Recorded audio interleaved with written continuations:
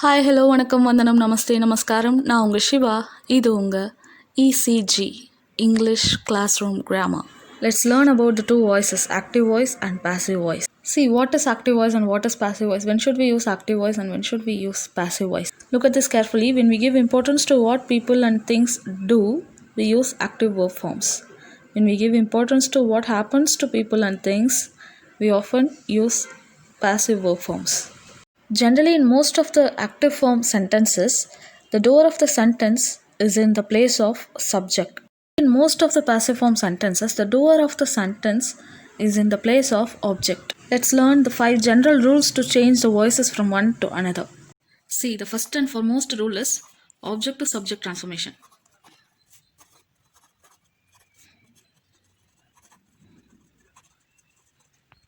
See, the second rule is using or removing the auxiliary verb or be verb. The third rule is change in verb. The fourth rule is using or removing the word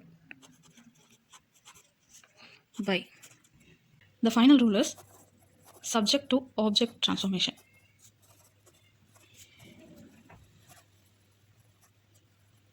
Let's see how to transform a sentence from one voice to another by using all the 5 general rules. Let's take one simple example. Ram helps Hari. First of all, we need to understand whether the subject is in active form or passive voice form. If the subject does the work himself or herself, it is in active form. If something is done for or to the subject, it is in passive form. Here the subject does the work. The subject Ram helps Hari. Subject does the work, so that it is in active voice form. Shall we use the first rule to change the sentence into another voice? That is object to subject transformation. Here in the sentence, Ram is a subject. Helps, it is a verb. Hari is an object. So that we should transform the object into subject. We have already done the first step. The second step is using or removing the be verb.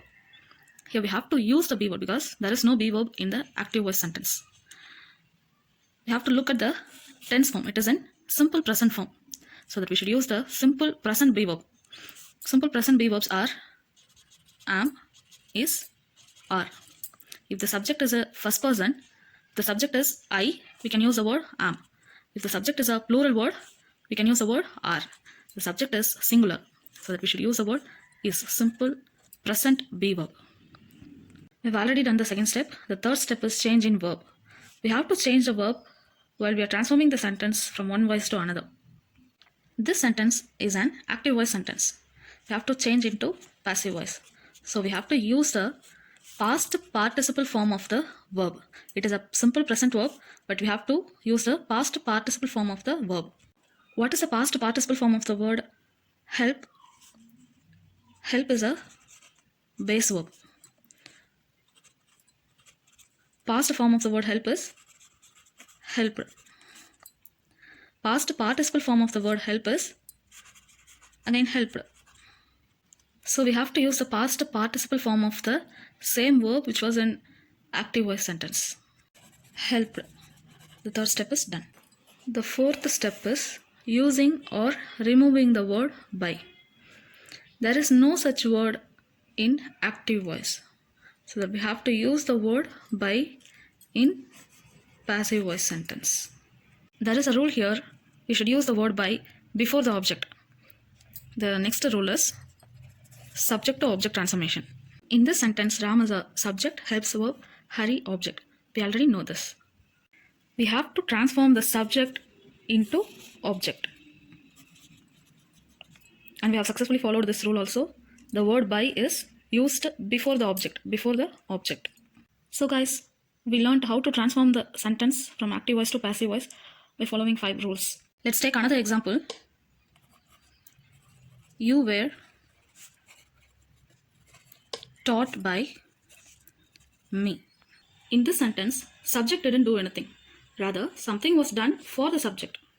The doer of the sentence is in the place of object, so that it is a passive voice sentence. Let's see how to transform the passive voice sentence into active voice by following all the 5 rules. The first rule is object to subject transformation. In this sentence, you is a subject, were taught, verb, by me, object. Now, we have to transform the object into subject. But we should not use the word me here in the place of subject, because me is an objective pronoun.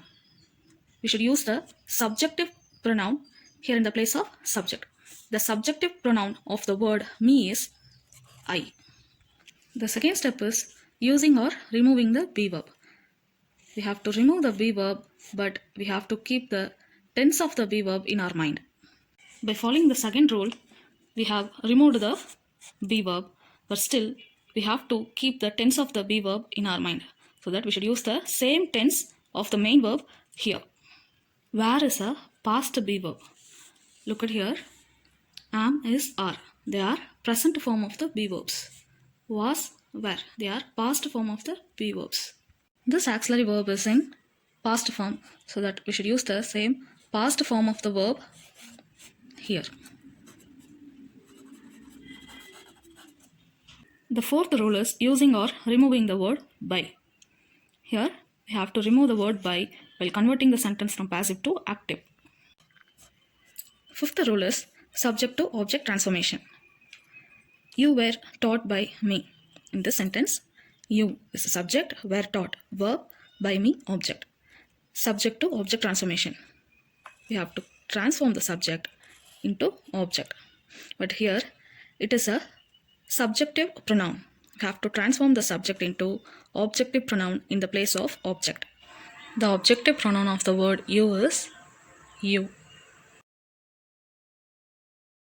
So guys, we have successfully converted the passive voice into active voice sentence. But still you may have some doubts, such as how to transform the objective pronoun into subjective pronoun, or how to use the be verb according to the subject, or how to change the verb according to the be verb, or how to transform the subjective pronoun into objective pronoun. Let's see. Here it is a list of pronouns as subjective case in active voice and objective case in passive voice. The subjective pronoun is I. The objective form of the word I is me. We by us. You by you. He by him. She by her. It by it. They by them. What will you use if the name comes in the subjective case? Yes, you can use the same name in an objective case. Okay guys, let's see the transformation of active voice into passive voice and passive voice into active voice in all possible tenses. And we can see how to transform the imperative sentence into other voice in another video. Okay guys, that's all for today. If you think this video will be helpful to anybody else, share this to them. Thank you for watching. Thank you for the subscription. Bye bye.